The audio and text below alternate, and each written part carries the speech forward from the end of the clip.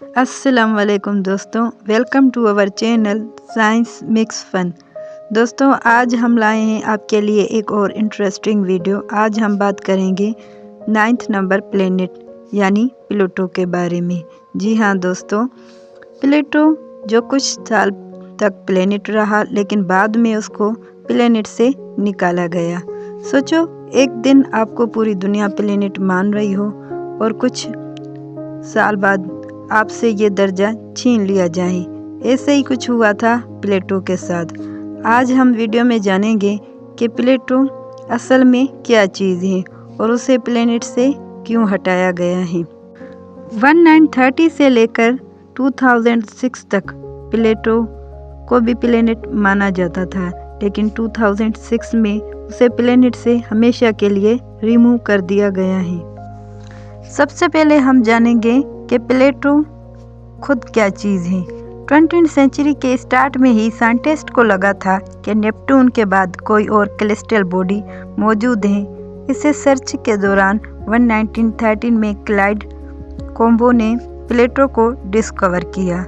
उस वक्त टेक्नोलॉजी बहुत ही लिमिट थी, इसलिए प्लूटो का साइज और नेचर सही तरह समझ नहीं आया। इसी वजह से प्लूटो को सीधा 9th प्लेनेट डिक्लेयर कर दिया गया।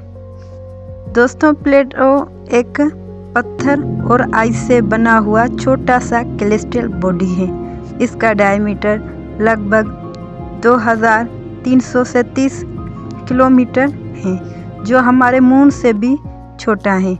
प्लूटो ज़्यादातर फ्रोज़न नाइट्रोजन, मीथेन आइस और कार्बन मोनोऑक्साइड पर मुश्तमिल है।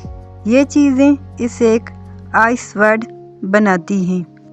अब बात करते हैं कि प्लूटो मिला कहाँ से था। प्लूटो सोलर सिस्टम के उस हिस्से में मौजूद हैं जिसे हम कापर बेल्ट कहते हैं। ये रीजन नेपट्टून के बाद हज़ारों आइस ऑब्जेक्ट से भरा हुआ है। प्लूटो यहाँ का सबसे मशहूर ऑब्जेक्ट है, लेकिन वो अकेला मौजूद नहीं।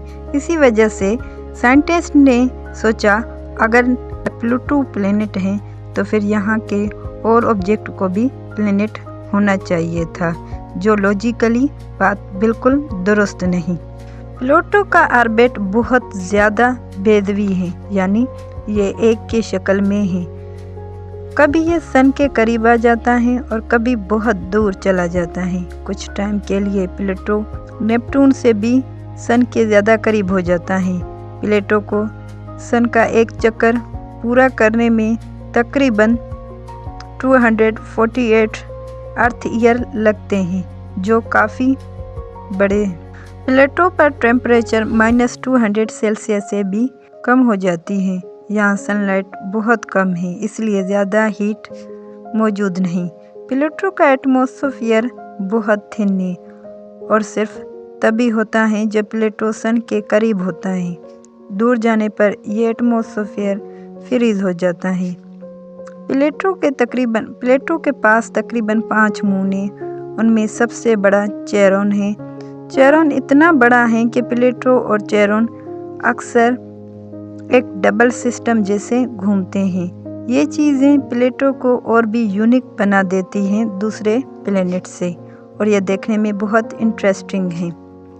2006 में इंटरनेशनल एस्ट्रोनॉमी यूनियन ने प्लेनेट की न्यू डेफिनेशन दी। उन्होंने 3 मेन पॉइंट्स हाईलाइट किए। उनमें से अगर एक भी पॉइंट मिस हो तो उनको प्लेनेट नहीं माना जाता। नंबर 1, सन के गिर्द। प्लेनेट को सन के गिर्द घूमना चाहिए। नंबर 2, राउंड शेप में होना चाहिए। नंबर 3, अपना ऑर्बिट क्लियर करना चाहिए। प्लूटो पहले 2 कंडीशन में पास हो गया था, लेकिन 3rd कंडीशन में वो फेल है, क्योंकि प्लूटो का ऑर्बिट आज भी क्लियर नहीं हुआ। प्लूटो सन के गिर्द घूमता है और वो राउंड शेप में भी है, लेकिन 3rd पॉइंट में प्लूटो फेल हो जाता है, क्योंकि उसके ऑर्बिट में बहुत से और आइस ऑब्जेक्ट मौजूद हैं। इसलिए प्लूटो को प्लेनेट से निकाल दिया जाता है।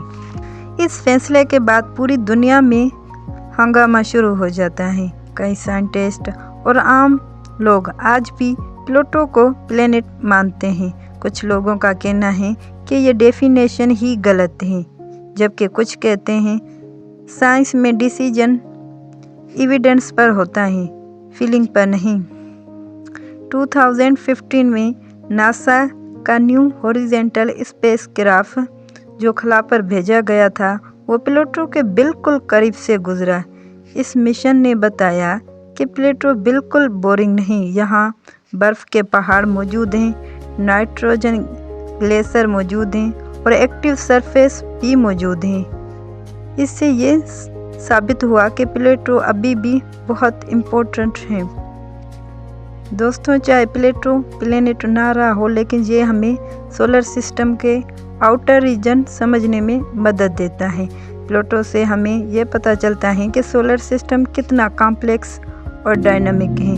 प्लूटो एक प्लेनेट हो या डार्क प्लेनेट, उसकी कहानी साइंस की खूबसूरती दिखाती है। साइंस कभी फाइनल नहीं होता। जैसे जैसे न्यू इन्फॉर्मेशन आती है तो डेफिनेशंस भी चेंज होती रहती है। हो सकता है इन फ्यूचर डेफिनेशन चेंज हो जाए, प्लूटो को अपनी वापस जगह मिल जाए।